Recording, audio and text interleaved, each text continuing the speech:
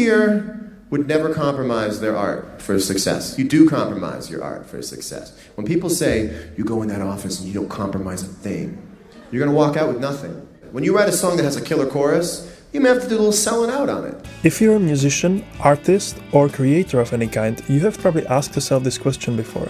How can I be truly myself without giving in to commercial tendencies while still being commercially successful as well? And is it even possible?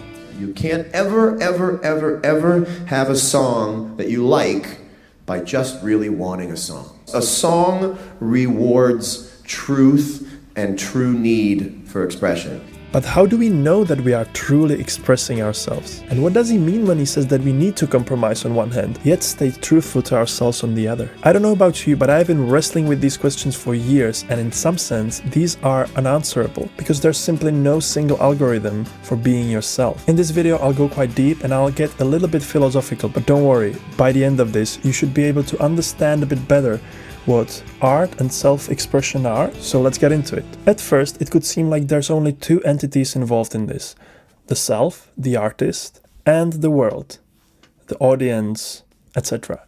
But in my view, most of the wrong thinking comes down to only seeing these two options and asking therefore wrong questions. You can think about art as communication, and I'll talk about it a little bit later in this video. There is basically two directions to the communication: from the artist to the world. You're writing the song, you're painting the picture, you're writing the novel or whatever, and you're putting it out to the world. So that's one direction of the communication. And the second direction would be the world to the self. That's how the world affects the artist. So these are two ways that the communication happens. And we can see the two pieces: artist and the audience, self and the world. But in my opinion, there's one piece missing. And that's the flow between them, the relationship between the self and the world. And to give credits here, I discovered this way of thinking from a guy called Forrest Landry. He wrote a very profound philosophical book called An Immanent Metaphysics.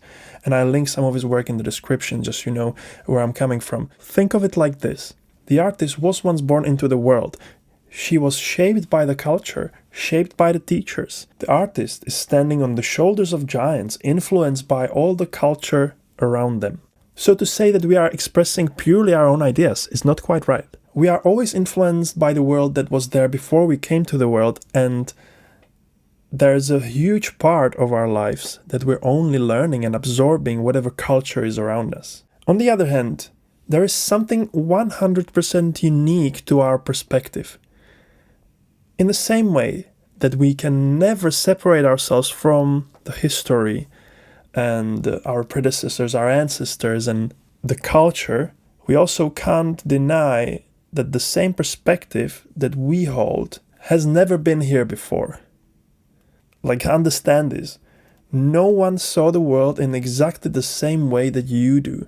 No matter how similar we think we are, there's no two exactly same people. Even if they're twins and they grew up in the same household, there was a point in their lives where they went a slightly different direction, or the very fact that one was born before the other one already gives you two different perspectives. So just really be aware of this. So what I'm trying to say is that it's never either or, it's always both. We experience the outside world, then we create from our unique perspective, and then we put it back into the world. And now back to the communication piece. Without communicating to the world in a way that the world will understand, your art will never have the impact that it could otherwise. You have probably experienced many communications, like just discussions, just conversations with people in your life where it led nowhere, just because one side would be so stuck in their way of thinking about the world, in their beliefs and worldview. And they wouldn't be able to appreciate that there is a human being that has different perspective from their own on the other side of the communication process. And that happens all the time. I've watched way too many philosophical debates that lead nowhere, like between Sam Harris and Jordan Peterson or Daniel Dennett.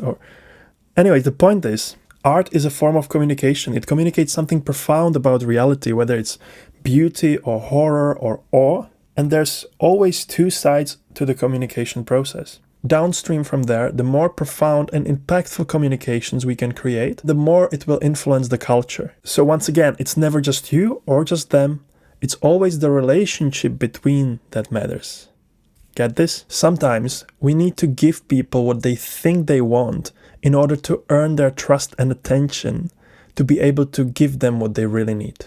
And maybe me and all my friends gets people into the record to go, wow, Stomp This Train, I never heard anything like that, I love that. Yeah, it's basically know your audience 101. So if you're looking for a clear-cut answer in this video, unfortunately, that's not what I'm gonna give you. This process of finding the balance between your expression and the feedback is something that requires knowing yourself, introspection, discernment. So rather than asking, is this coming truly from me or am I being swayed by the tendencies of the world? Ask yourself this: how do I communicate my perspective in the most beautiful and useful way, not only for my sake, but for both me and the world together? Okay, that's it for today. Please subscribe if you're an artist or a musician and you see the importance of working on your mind, uncovering of variety of limiting beliefs that hold us back. Speaking of limiting beliefs, I created a simple checklist of the most common limiting beliefs I noticed amongst musicians. So go into the description, click the link there and download this checklist. It will help you with your introspection. It will help you to reflect on which of the limiting beliefs you might hold. And once you see how they hold you back, you can start working on them one by one. So go and download the list. It's free. And there is also an empty page where you can write your own limiting beliefs that might not be on the list. I cannot wait to see you in the next video. And until next time, keep it funky.